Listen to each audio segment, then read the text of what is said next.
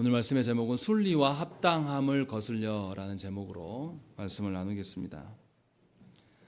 우리가 로마서를 계속 읽고 하고 있는데요. 너무 이제 몇 절만 가지고 계속 설교를 하니까 전체적인 맥락을 잃어버릴 수가 있습니다. 한번 돌아보면 바울은 복음 때문에 자신의 정체성이 변화되었다라고 밝혔습니다. 세 가지 측면에서 분명히 밝혔어요.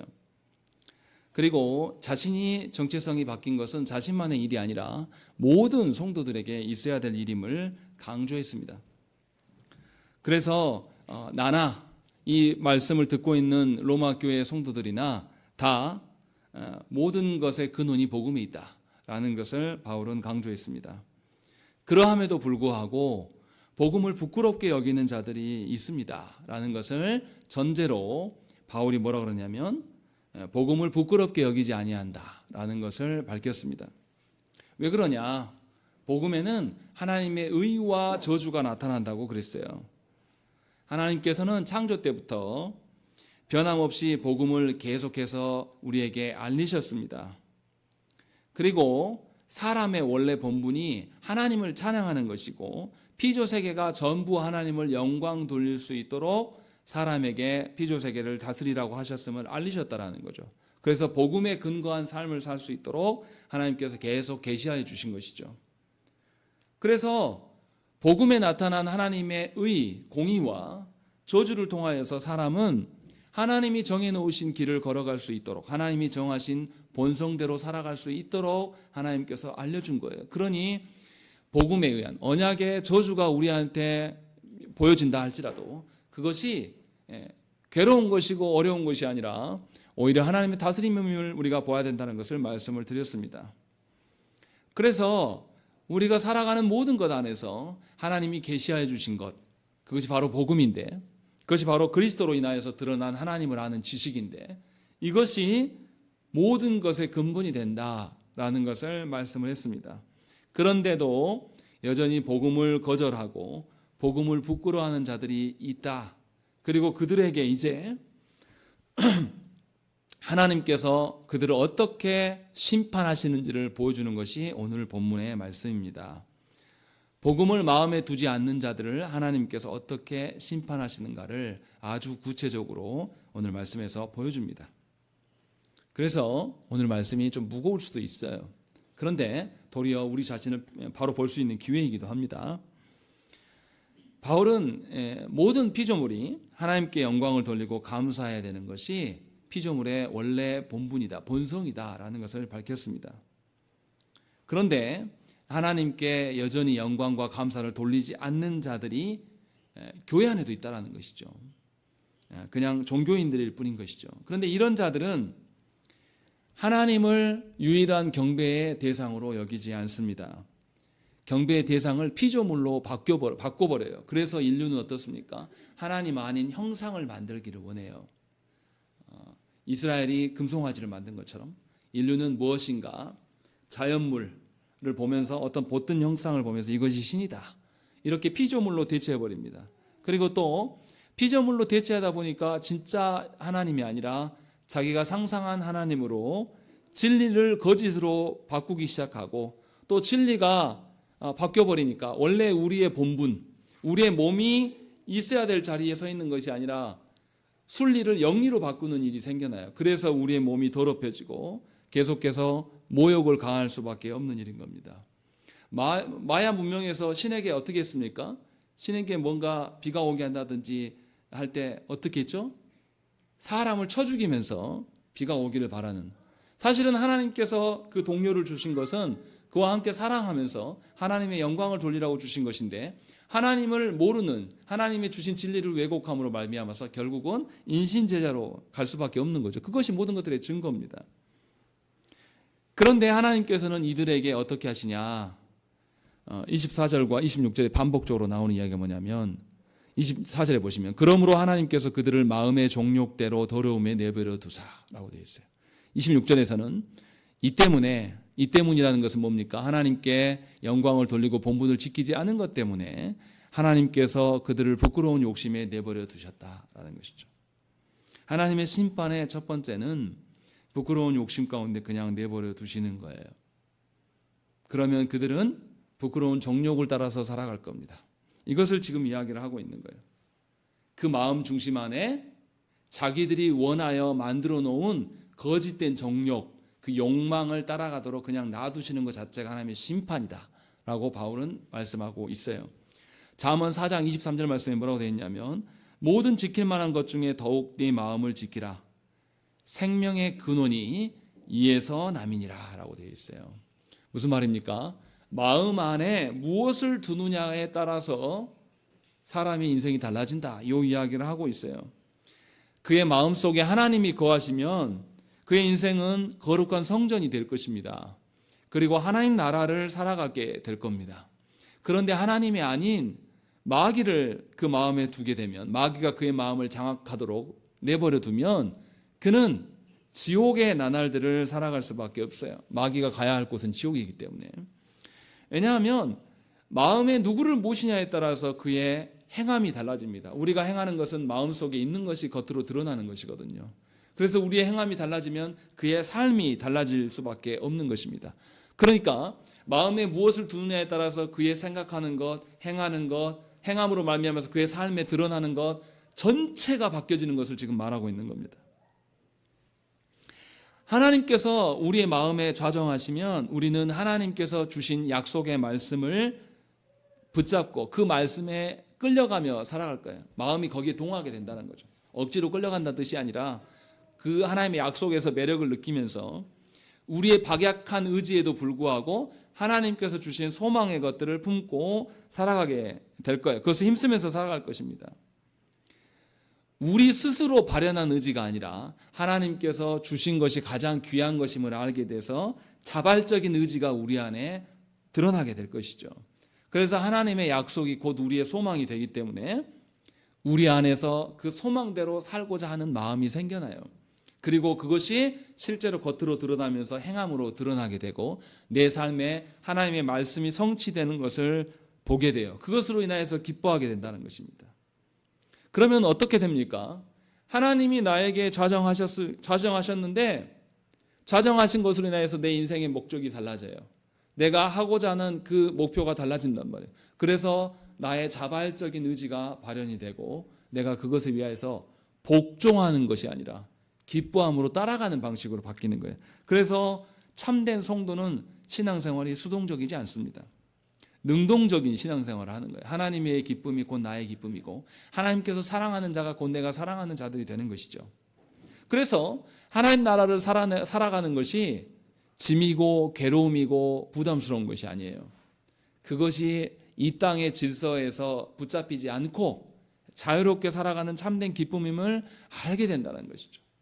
이처럼 하나님을 마음에 두고 살아가는 자들은 그냥 하나님의 은혜를 받는 자만으로 남아있지 않아요. 그냥 은혜의 수혜자로만 남아있는 것이 아니라 또 자기의 행한 것을 근거로 자기 공로를 내세우는 자가 아니라 여전히 하나님 앞에 존중하면서 하나님의 앞에서 겸손히 살아갈 수밖에 없어요. 오히려 나 같은 것을 하나님께서 들어서 하나님 나라의 영광과 질서를 드러내 보였기 때문에 그것으로 감사할 수밖에 없다는 것이죠. 지금 바울이 그것을 대조적으로 보여주고 있는 겁니다. 그러면 참 성도는 은혜의 수혜자만이 아니라 이제는 하나님께서 주신 의지로 말미암아서 은혜를 구현해 나가는 자로 하나님 살아가신다는 거 얼마나 영광스럽습니까? 우리 같은 것들에게 그렇게 하시는 거. 직장 생활을 해보면요 어떻습니까? 위에 상사가 오더 내리는 거 기계적으로 받아서 그것만 하면 정말 괴로워요 일이. 근데 그게 아니고 직장 상사가 나를 믿어주면서 이 영역이 있는데 아무개 사원이 이거 좀 해봐. 그리고 나한테 결과를 가져와봐. 이렇게 시키면 자기에게 맡겨주신 영역이 있기 때문에 그 즐겁게 일할 수가 있습니다. 그리고 이것이 내가 이뤄낸 성과가 되는 것이고 물론 직장 상사는 그렇게 하려면 이 부하 직원을 더 유심히 살펴야 되고 책임도 져줘야 돼요. 훨씬 힘듭니다. 그래서 좋은 직장은 나를 기계적으로 수동적으로 부리는 것이 아니라 능동적으로 기쁨으로 행할 수 있는 어떤 터전을 마련해 주는 것이 좋은 직장이에요. 감옥처럼 가둬놓는 것이 아니라 자유롭게 풀어주는 하나님께서 우리에게 베푸시는 하나님 나라 백성됨 하나님이 우리 가운데 좌정하심이 바로 그와 같다라는 것을 바울이 지금 이야기를 하고 있는 겁니다. 반대로 하나님께서 벌하시는 이들은 원래 타락한 그 상태로 그냥 내버려 두시겠다라는 것이죠. 그래서 하나님을 마음에 둔 자들이 소원과 의지가 하나님으로부터 기인한 것이 되지만, 하나님을 마음에 두지 않는 사람, 하나님께서 벌하시는 자들은 그들의 마음의 소원과 의지가 하나님으로부터 나오는 것이 아니라 사람으로부터 나옵니다. 자신이 결정한 거기 때문에, 자신의 욕망 따라 살아오기 때문에. 그래서 자신이 주인이 되고 자신이 결정한 바를 근거로 살아갈 수밖에 없어요. 그러면 그의 삶이 지속적이며 계속 꾸준한 의지가 발현되겠습니까? 그럴 리가 없어요. 자기 의지로 살기 때문에 잠깐 해보고 말고 또 다른 거 했다가 또 욕망에 휩쓸려서 이거는 해보니까 힘들어, 내려놓고 다시 또 이거 해봤다가 이거 해보니까 이거 힘들어, 또 내려놓고 또 이거 힘들어, 계속 요동하는 삶을 살아가는 거예요. 그래서 성경에서 그런 사람을 바람에 나부끼는 겨와 같다라고 말하는 거예요. 자기 의지가 없이 늘 요동하는 인생을 살아가는 겁니다. 교회 안에도 그런 분들이 있어요. 왜냐하면 하나님이 주신 마음 중심의 마음으로 하나님 모시고 살아가는 것이 아니라 자기 뜻대로, 자기가 정한 대로, 자기가 아는 것이 진정한 세계라고 보기 때문에 하나님이 약속하신 세계를 볼 줄 모른다는 것입니다. 그러면 이 모든 것이 하나님이 있고 없고의 차이인데, 그러면 이 모든 것이 하나님의 책임인가? 그렇지 않다는 것이죠. 바울이 무슨 이야기를 합니까? 28절에 보시면, 또한 그들이 마음에 하나님 두기를 싫어하매 하나님께서 그들을 그 상실한 마음대로 내버려 두셨다라는 것이죠. 하나님을 마음에 두기를 원래 거절한 사람들은요, 특징이 또 뭐 있냐면 하나님이 개입하시는 것을 굉장히 싫어합니다. 하나님의 마음을 두기를 싫어하는 사람은 하나님이 그의 삶에 개입하셔서 그의 삶을 바꿔줘도요, 감사할 줄 모릅니다. 왜냐하면 하나님이 이끄시는 방향과 그의 욕망이 지명하고 있는 방향이 다르거든요. 그래서 굉장히 싫어해요. 실제로 성도들을 목양을 해보면요, 하나님 앞에 마음을 돌이키지 않고 있는 성도들한테 가서 어떤 말로, 그가 듣기 좋은 말로 어떻게 이야기를 해줘도요, 듣지 않습니다. 겉으로는, 체면으로는 들은 척합니다. 목사님 말이 맞죠? 예, 그래요. 듣고는 있는 척하는데 절대로 말씀대로 살아가지 않습니다. 말을 해줘도 절대 시행하지 않아요. 제 말이 아니라, 목회자인 사람 말이 아니라 하나님의 말씀이 그에게 도달해도 들기를 싫어한다는 것입니다. 우리 어디서 많이 봅니까? 사춘기를 둔 부모가 이것을 잘 알아요. 사춘기 둔 자녀들이 어떻습니까? 그 자녀를 위하여서 그의 삶에 개입하면 자녀가 어떻게 해요? 폭발하죠. 엄마가 뭔데 내 삶에 가입하냐고. 내가 알아서 할 테니까 내버려 두라고. 이것이 타락한 본성을 가진 자예요. 이미 인생을 살아본 부모이기 때문에 네가 오늘 놀고 쉬고 편안하게 지내는 것이 좋은 것이 아니라 오늘 네가 조금 힘들어도 네 할 일을 하는 것이 너에게 유익이다. 물론 이렇게 부모도 차분하게 말할 수 있어야 되는데 우리 부모된 우리가 또 그런 능력은 없죠. 그래서 너 엄마가 하라는 거 했어 안 했어? 너 아빠가 하라는 거, 이런 식으로 하니까 또 문제되긴 해요. 근데 중요한 건 뭐냐면, 제가 말씀드리고 싶은 거는 본성적으로 타락한 우리는 우리의 마음에 하나님 두기를 싫어한다는 것입니다. 거절해요. 오지 말라라고 이야기를 합니다. 우리만 그랬습니까? 출애굽기 14장 12절 말씀 보시면, 우리가 애굽에서 당신에게 이른 말이 이것이 아니냐, 이르기를 우리를 내버려 두라, 우리가 애굽 사람을 섬길 것이라 하지 아니하더냐. 애굽 사람을 섬기는 것이 광야에서 죽는 것보다 낫겠노라, 이렇게 하게요. 누가 이야기하냐면 이스라엘 백성들이 이야기합니다. 이스라엘 백성들이 애굽에서 하나님의 10가지 심판을 다 봤어요. 그리고 나올 때에 빈손으로 들고 나왔습니까? 아니요. 애굽인들로부터 많은 금은 보화를 들고 나왔고 많은 가축들을 끌고 나왔어요. 부유하게 갖고 나왔단 말이에요. 그런데 이들이 나와서 얼마 안 가 보니까 앞에는 홍해 바다가 가로막고 있고 뒤에 애굽 군대가 쫓아온단 말이에요. 먼지를 일으키면서. 그러니까 그때 이 말을 하는 거예요. 왜 우리 끌고 나왔냐? 우리 그냥 애굽에서 노예로 사는 것이 나았는데 왜 끌고 와서 우리의 참견하냐? 이것을 모세한테 윽박지릅니다. 모세가 그때 위협을 느껴요. 그러면서 하나님의 도움을 구합니다. 그리고 홍해를 가르시죠. 하나님께서. 이런 작자들이에요. 그리고 이스라엘 백성들은 여기에서만 그런 게 아니죠. 또 물이 없을 때는 물이 없어서 그렇다 그러고, 또 먹을 것이, 고기가 먹고 싶은데 고기 없다고 그러면서, 우리가 애굽에서 마늘과 각종 고기를 먹었던 게 너무 그때가 좋았다. 그때로 다시 돌아가고 싶다. 우리 돌아가자.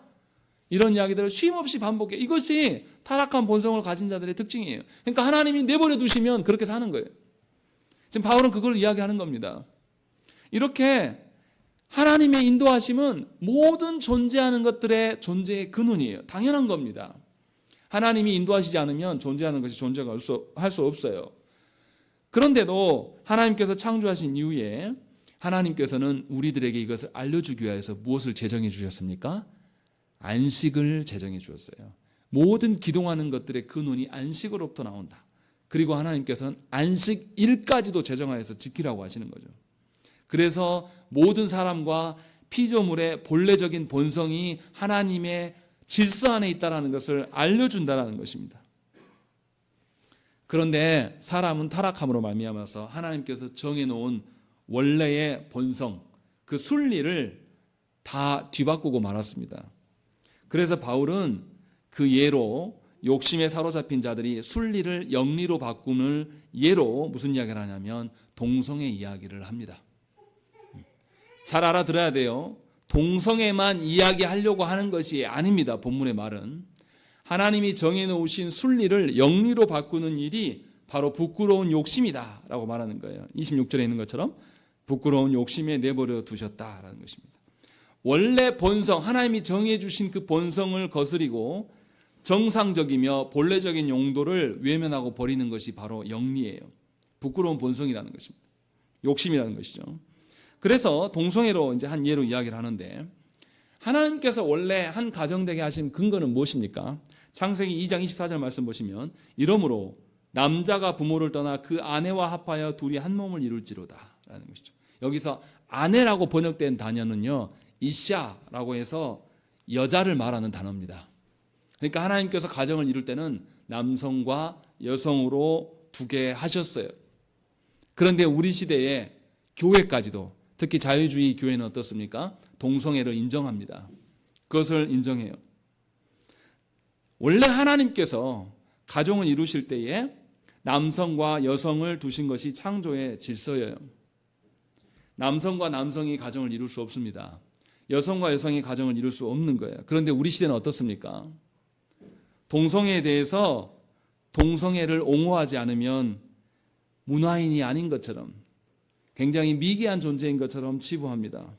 그래서 목회자들이 나가서 동성애 비난하면 아주 잡아 죽일 듯이 덤벼듭니다.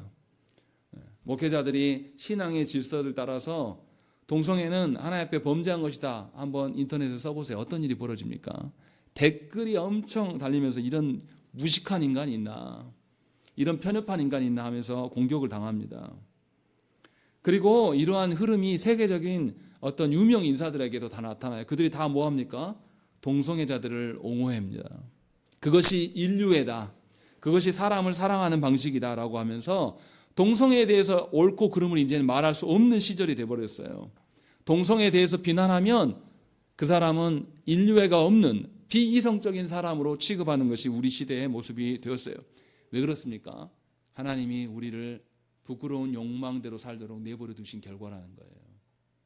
근데 우리는 그것에 대해서 무감각합니다. 오히려 우리 뭐라고 합니까? 하리수나 홍석천이나 이런 사람들 나오면 좋아해요. 특이한 사람이다. 또 요즘에 유튜브에 막 뜨는 남자였는데 군대도 갔다 왔더라고요. 갔다 왔는데 저기 해가지고 뭔 잔데 제가 이름 까먹었어요. 예. 여하튼 그런 사람들이 오히려 유명세를 떨치고 있는 현실이에요. 그리고 그 사람이 굉장히 먹을 거 좋아하더라고요. 뭐 어디 목포에 어디 먹고 왔다 하더라. 광주 어디 가서 먹고 왔. 그럼 거기가 장사가 잘 된대요. 이런 시절이 돼버린 겁니다. 이것은 하나님이 정해놓으신 창조의 질서를 다 벗어난 겁니다. 순리를 영리로 사용하는 것이죠. 부끄러운 욕심을 채우려고 꼭 질서대로 안 해도 됩니다. 룰을 따르지 않아도 돼요. 우리 젊은이들이 좋아하는 공정이요. 공정으로 안 하려고 하니까 이 질서를 깨버리는 겁니다. 그렇게 이제 나아가는 거예요. 그래서 영리가 원래 자연의 본성인 것처럼 말하는 시대가 된 거예요. 그러면서 뭐라 그러냐면 동성애자들이 뭐라고 합니까? 동성애는 요즘에만 있는 게 아니라 고대 때부터 있었던 거야. 그러니 동성애는 나쁜 게 아니고 원래 자연에 있었던 거다. 이렇게 말하면서 지적인 합리화를 일으키게 되는 것입니다. 지성의 타락을 가져오게 되는 거예요. 잘 보세요. 처음에 마음 중심 안에 자신의 감정대로, 자신의 정서대로 욕망이 발현됐습니다. 그리고 이 욕망의 타락으로 인하여서 드러난 것이 뭐냐면 행함으로 드러나는 거예요. 동성애로 드러나고 뭐 다른 영리로 드러나게 되는 겁니다. 이것이 사람들 앞에 만연하게 펼쳐져요. 그러니까 사람들이 보니까 동성애도 할 만한 거네. 이렇게 하기 시작하고 이제 사람들의 지식이 어떻게 바꾸냐면 원래부터 자연계에는 동성애가 있었다. 이런 식으로 지식이 변화되는 거예요. 하나님이 그의 마음에서 떠나시고 하나님께서 그들을 그냥 내버려 두시면 정서적인 타락이 오고 그 정서적인 타락이 지적인 타락으로 반드시 이어지게 되어 있다. 바울은 이 이야기를 우리에게 알려주고 있는 거예요. 심지어 이제는 어떻습니까? 각 나라마다 이 동성애에 대한 가르침, 이것을 어디에서 가르칩니까? 학교 교과 과정에서 이제는 다 가르치기 시작합니다. 선생님들이 그것을 가르치는 것이 합당하다. 그러면 우리 자녀들은 어떻게 판단하겠습니까? 이제 동성애가 합당한 것으로 바른 지식으로 받게 되고 이것을 근거하여서 판단하면서 분별력 있게 살아가게 되는 것이에요. 정리하면 사람의 마음에 부끄러운 욕심, 정서적인 타락은 지성적 타락으로 반드시 이어집니다. 그리고 마음에 원하는 대로 움직이기 때문에 마음에 근거한 것이 행함으로 드러나게 되고 삶 전체로 확대되고 본인만 죽는 것이 아니라 온 사회 전체가 죄의 결과로 인하여서 만연하게 되고 죄의 결과를 당연한 순리로 받아들이게 되는 것이에요. 마치 뭐하고 같냐면 우리 지금 시대를 보세요. 우리 할머니들 일본군에 끌려가서 그렇게 몹쓸 짓을 당하고 돌아온 할머니들에 대한 변상을 요구하니까 우리나라 정부에서 어떻게 합니까? 일본 정부가 할 필요 없어. 대신 우리나라 정부가, 우리나라 기업들이 갚아줄게, 보상해줄게. 그러면서 지금 세금을 들어서 뭐냐면 그 할머니들, 피해자 할머니들하고 재판을 벌이고 있는 거예요. 이게 말이 됩니까? 우리 세금 들어서 일본의 오염수가 안전하다. 그러니 수산물 마음대로 먹어도 되고 수산물이 위험하다고 말하는 사람이 저들이 거짓 뉴스다라고 말하는 것이 우리 사회의 순리가 돼버렸어요. 이게 말이 되는 거냐고요. 대한민국 정부가 나서서 우리가 낸 세금을 들어서 이것을 홍보수단으로 쓰고 있는 거예요. 그런데 우리는 아무 반응이 없는 겁니다. 우리 보고 있는 거예요. 이미. 우리의 잘못된 판단, 우리에게 부자 되게 할 만한 대통령이 누구인가, 이 욕망에 젖어 있는 성인들의 그 투표의 결과가 이상한 욕망 덩어리를 대통령으로 만들어 놓고 그 대통령이 이제 역사까지도 다 뒤집어 버립니다. 그리고 그 피해로 그 일본에게 몹쓸 짓을 당했던 그 할머니들이 살아있는데도 그 할머니가 이제 우리 정부와 싸우고 있는 거예요. 일본 정부 말고요. 이게 순리를 영리로 바꾼 것이고 이것이 욕망에서 출발한 것이 정서만이 아니라 지식까지도 우리 이성까지도 마비시키고 있는 것을 우리는 이미 경험하고 있는 겁니다. 이게 누구 책임입니까? 저는 교회 책임이라고 봐요. 교회의 성도된 자들이 이 대한민국 땅에 하나님 나라의 순리를 바르게 세우며 가르치는 일에 열심을 내지 않았어요. 교회된 자들까지도 욕망에 젖어서 힘 있는 자들에게 기웃거리고 힘 있는 자들에게 투표를 던져주고 이런 일들이 한두 번 있었던 일이 아닌 것이죠. 이것이 하나님의 심판입니다.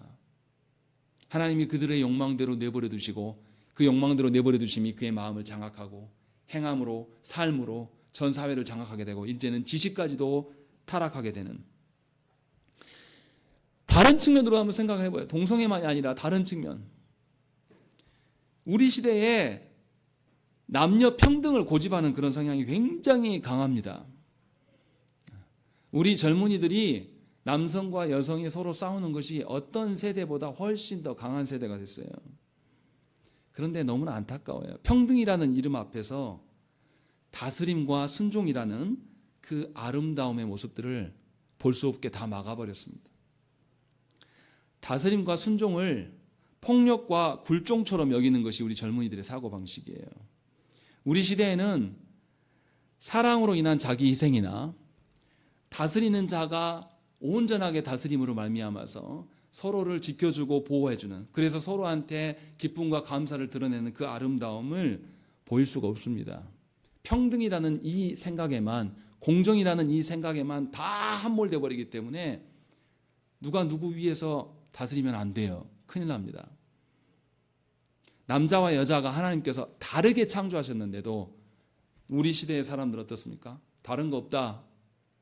다르면 똑같이 만들면 돼. 성기 떼어내고 수술하면 돼.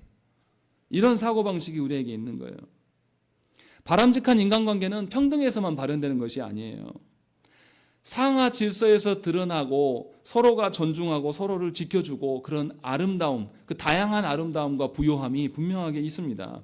그런데 우리 시대는 평등이라는 이름 때문에 모든 것을 다 묻어두고 있어요. 꺼내지 말라라고 이야기를 합니다. 그런데 성경에서 뭐라고 합니까? 성경에서는 자기를 가리우는 것, 그것이 아름답고 겸손한 것이다 라고 성경은 말씀해요. 자기를 내세우는 것이 부끄러운 거예요. 그런데 우리 시대는 어떻습니까?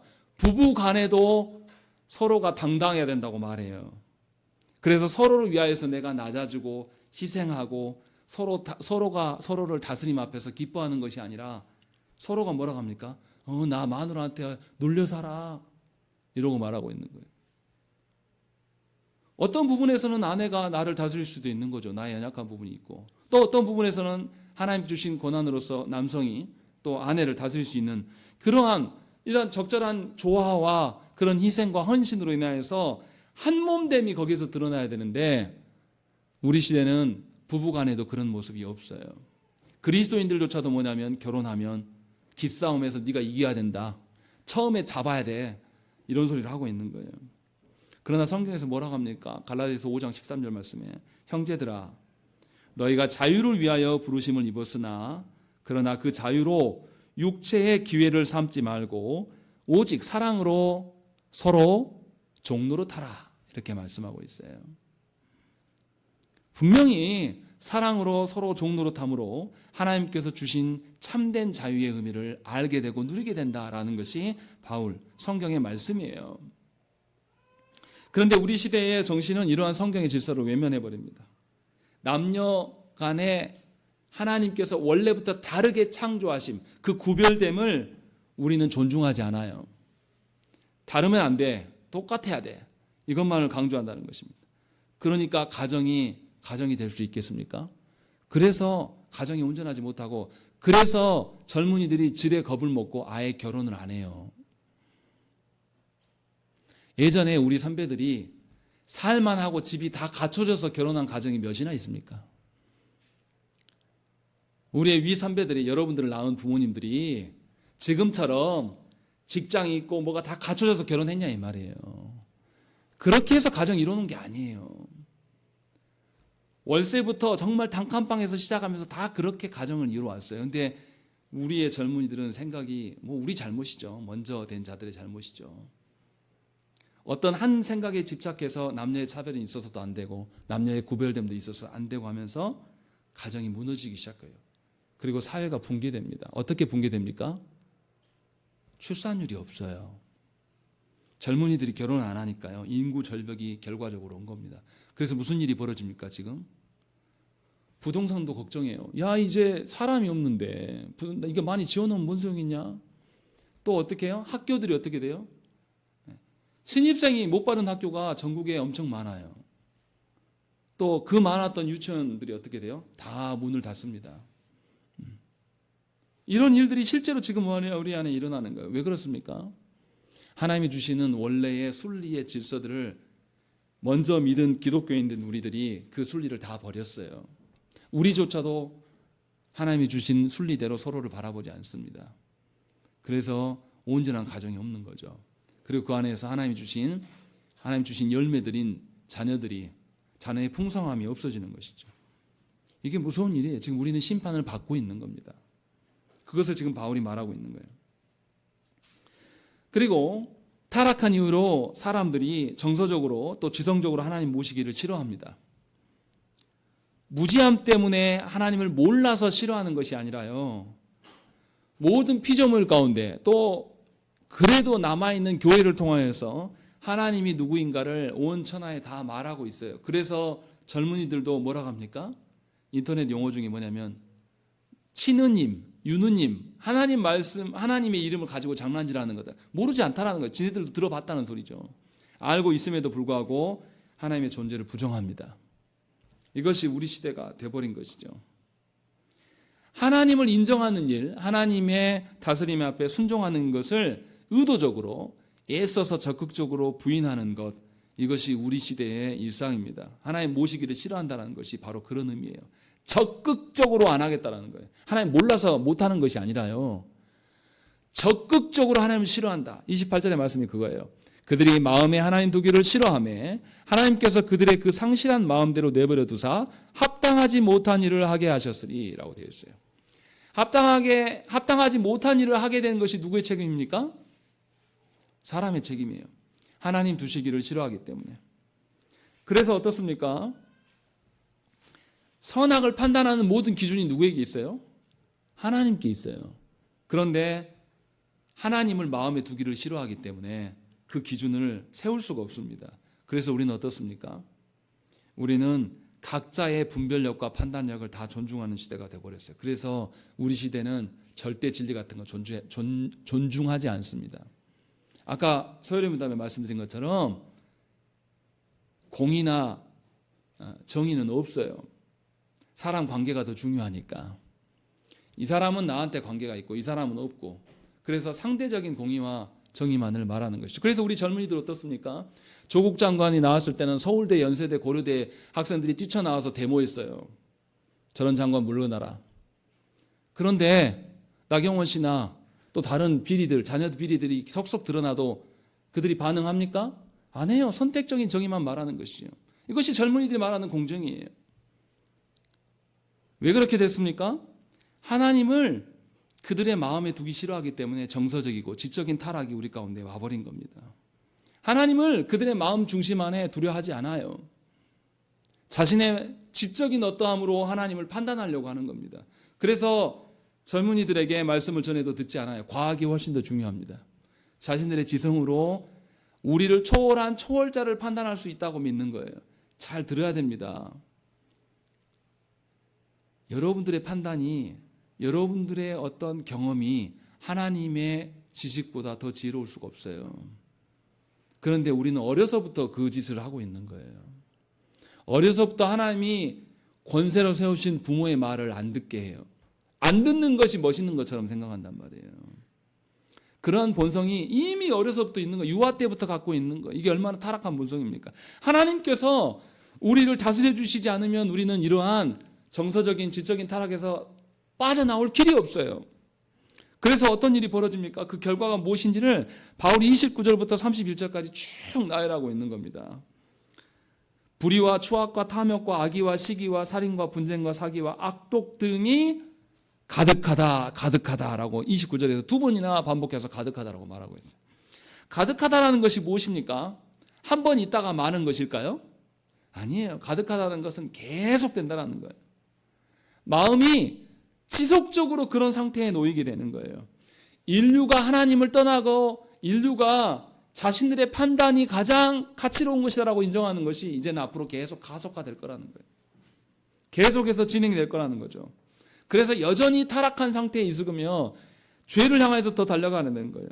그래서 인류의 역사는 다 무슨 역사입니까? 전쟁의 역사예요. 여러분들이 알고 있는 위대한 임금이나 왕들은 전부 전쟁에서 사람 도륙해 나가면서 지배한 거예요.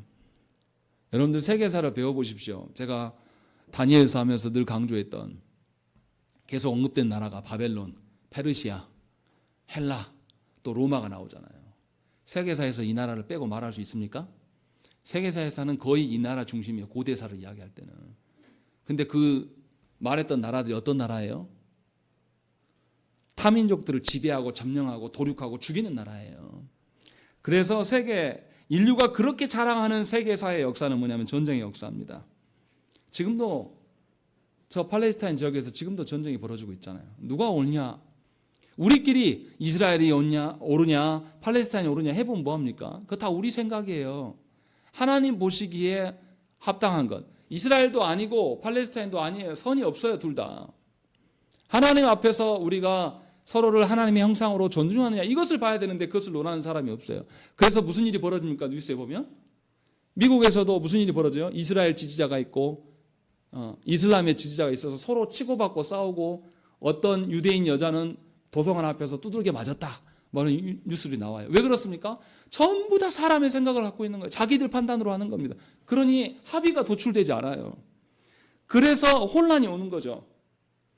오히려 합의가 도출되는 건 뭐냐면 어떤 강력한 폭군이 나타나서 모든 애들을 다 쓸어버리고 잠재울 때 그때 평화가 오는 거예요. 이상한 구조가 되는 것입니다.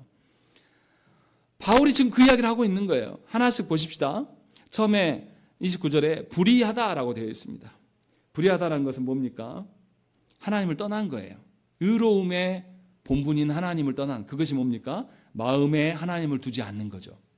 그래서 하나님을 떠나니까 불의하게 되고 불의하게 되니까 자신은 물론이거니와 타인을 해치고자 하는 적극적인 마음, 그것이 뭐냐면 추악입니다. 추악이 지속되고 하나님께서 베풀어 주심에도 불구하고 하나님을 등졌기 때문에 자신의 힘으로 더 많은 것을 소유하려고 하니까 탐욕의 노예가 되어버립니다. 그래서 타락한 인류의 의지는 악한 의지로 전락할 수밖에 없고 또 늘 상대방을 나와 비교해요. 그래서 시기하는 마음을 갖고 살아갈 수밖에 없고 그래서 사람들이 가지지 못하면 가지지 못한 것으로 인하여서 불평하고 또 가진 것이 있으면 가진 것으로 자랑하면서 상대방을 무시하는 그런 일들이 벌어지고 있는 것이죠. 생명의 주관자인 하나님을 등지고 살아가기 때문에 살인을 서슴없이 하는 것이고 하나님의 원천이신 삼위 하나님을 알지 못하기 때문에 늘 분쟁합니다. 그리고 서로를 속이고 모든 것을 부정적으로 해석하고 부정적으로 반응하는 악독의 마음에 사로잡히며 살아갈 수밖에 없는 거죠. 그래서 이러한 사람은 타인을 존중할 수도 없고 소통할 수 없어요. 그래서 늘 뒤에서 타인의 단점을 수근수근 댑니다. 늘 뒷담화 까는 거죠. 그래서 진리를 왜곡시키고 부풀려요. 그래서 타인을 뒤통수 치는 비방하는 일에 전문가가 되어버리는 것입니다. 하나님을 인정하지 않기 때문에 사람을 모욕하는 일에 대해서 너무나 당연하게 여겨요. 자신만이 가장 합당한 존재임을 자랑합니다. 그래서 자신의 어떠함을 계속 떠벌리는 교회 안에서도 그런 일이 벌어지는 거죠. 그리고 그 사람은 늘 교만해요. 교만한 사람은 누구의 말도 듣지 않습니다. 하나님도 거절한 사람인데 누구의 말을 듣겠습니까? 그리고 존재의 근원이신 하나님을 부정하기 때문에 누구도 인정하지 않아요. 그의 부모도 인정하지 않습니다. 부모도 힘 있을 때 부모인 것이고 부모가 늙어지고 힘이 없으면 부모에게 욕까지도 해요. 그래서 안타깝게도 우리 시대의 노인들이 무슨 이야기를 합니까? 뭐 주지 마라고요? 자녀들에게? 재산 다 주지 마라. 늙을 때까지 당신 명의로 있다가 그러고 쓰고 죽어. 이런 이야기들을 노인들끼리 모여서 암암리 하고 있는 겁니다. 왜 그렇습니까? 지혜의 근본이신 하나님을 우리의 마음에 두기 싫어해요. 듣기 싫어한단 말이에요. 하나님을 인정하지 않기 때문에 우매할 수밖에 없어요. 또 하나님을 인정하지 않기 때문에 사람들 간의 약속을 지킵니까? 안 지켜요. 그것을 뭐라 그러냐면 배약이라고 이야기하는 거예요. 그리고 이렇게 배약하는 자는 하나님을 존중하지 않기 때문에 무지하고 무자비한 삶을 계속해서 살아가는 것입니다. 여기서 이제 말하는 무서움이 뭐냐면 이 무지함이 자기 안에서 끝나는 것이 아니에요. 내가 하나님 마음에 두지 않으면요, 나의 무지함과 나의 포악함이 누구에게도 다 번져간다는 것이죠. 내가 사랑하는 내 남편과 아내에게, 내가 사랑하는 우리 자녀들에게 이 무지하고 포악함과 하나님 앞에서의 교만과 자기 자랑과 비방과 악의와 이런 모든 것들을 그들에게 답습하게 가르쳐 주는 겁니다. 총체적으로 타락해 가는 거예요. 자기만 죽지 않아요. 지금 바울은 그 이야기를 하고 있는 겁니다. 당신의 마음속에 있는 그 더러운 욕망을 따라가는 그 욕심, 그 하나가 자신의 지성을 마비시키는 것이고 자신의 지성만이 아니라 이것이 마음속에 있는 것이 행함으로 드러나서 이 거짓된 질서가 가정을 점령하게 되고 가정에 점령된 것들이 이 사회를 점령하게 돼서 이제는 힘의 논리만 남게 되는 거예요. 힘 있는 자가 되면 모든 것을 다 자기 뜻대로 하는 거예요. 그래서 역사적으로 볼 수 없었던 일들이 우리 시대에 있는 겁니다. 검사를 탄핵한 것이 최초예요, 최초. 우리나라 건국 역사상 처음 있는 일입니다. 북한에서 탈출해서 온 유호성 씨, 서울시 공무원이었잖아요. 근데 이 사람이 간첩이라고 누명을 씌워가지고 검사들이 조작해서 이 사람들을 기소했어요. 근데 거짓인 것이 증명이 됐잖아요. 그런데도 불구하고 또 다른 것을 인하여서 혐의를 계속 공격하다가 그렇게 악의적인 했던 검사 탄핵시켰지 않습니까? 탄핵되면요, 변호사도 못합니다. 최초의 일이에요. 얼마나 무자비하고 무질서하면 이런 일들이 있어요. 이것을 보고 우리가 하나님 앞에서 떠난 결과다.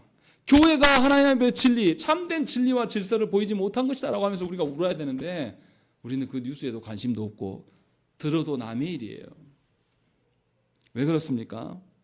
하나님을 아는 지식을 우리의 마음 중심에 모셔드리지 않기 때문에 그래요.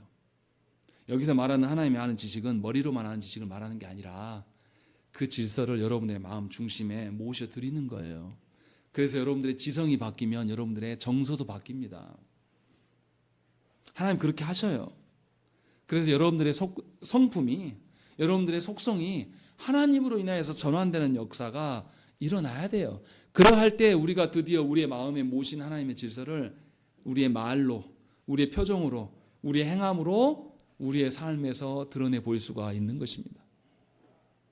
그러할 때 우리 사회가 개혁이 돼요. 누구로 인하여서요? 하나님을 마음의 중심에 모신 자들의 삶을 통하여서 이 사회가 개혁의 열망들이 하나 둘씩 부풀어 올라가는 겁니다.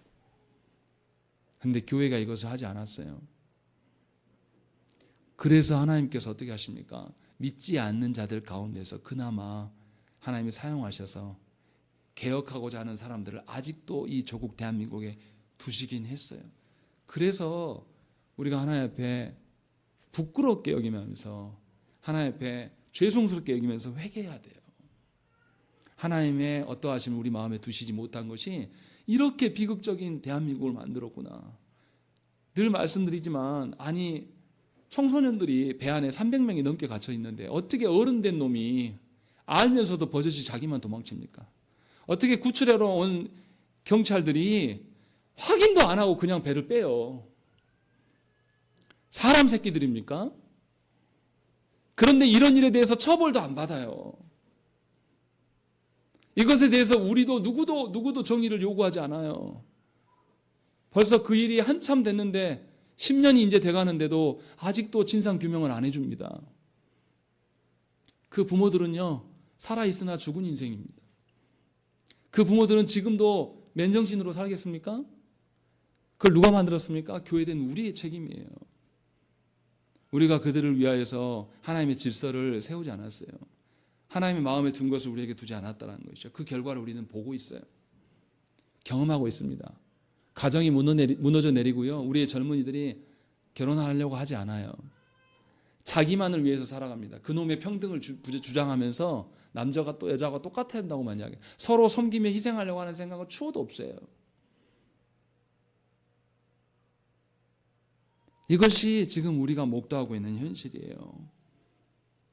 하나님이 주시는 순리와 합당함이 우리 가운데 사라져 버렸습니다. 돌아와야 돼요. 어떻게 돌아옵니까? 하나님을 여러분들의 마음에 모셔드려야 됩니다. 말씀을 아는 것은 당연한 것이고요. 말씀대로 살아내려고 여러분들이 힘써야 돼요. 그리고 그리스도께서 우리를 위하여서 희생하시고 헌신하여서 우리를 성도되게 하신 것처럼 여러분들의 가정 안에 돌아가서, 여러분들의 일터 안에 돌아가서 믿지 않는 자들을 향하여서 희생하고 헌신하시고 진리게 지셔야 돼요.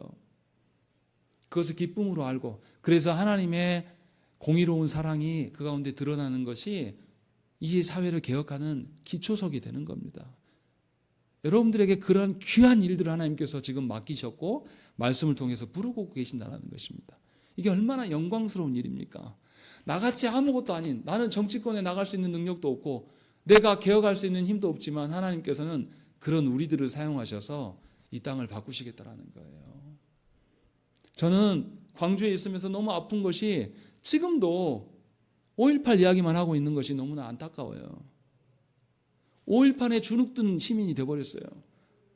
물론 그 일이 우리의 선배들이 죽어나간 아픈 일이죠. 그러나 그것을 극복해야 되지 않겠습니까? 이제는 5.18 이야기를 할 것이 아니라 이제는 광주 시민들이 하나님의 어떠한 질서로 인하여서 이 땅에 짓눌렸던 과거 역사만 계속 끄집어대는 사람이 아니라 아름답고 귀하고 희생하는 그런 질서가 이 땅에 드러나는 것을 찬란하게 드러나야 될 광주 시민이 돼야 되는데 아직도 뭐만 하면 피해에 대한 이야기들만 하고 있는 거예요. 너무나 저는 마음이 아파요. 여러분들은 하나님 나라의 백성으로 하나님께서 특별하게 지정하셔서 택하셔서 하나님 나라 백성 되게 하셔서 여러분들의 마음 중심 안에 성령님께서 오늘도 임재하신다는 것이죠. 그러한 복받은 사람들이에요. 그러니 여러분들은 하나님 나라의 온전함을 드러내는 특권을 가진 자들입니다. 그 하나님이 주신 사명을 존중하시고 그 사명이 여러분들의 인생에 충만해지도록 가득해지도록 구하면서 살아가시기를 간절히 축원합니다. 함께 기도하겠습니다.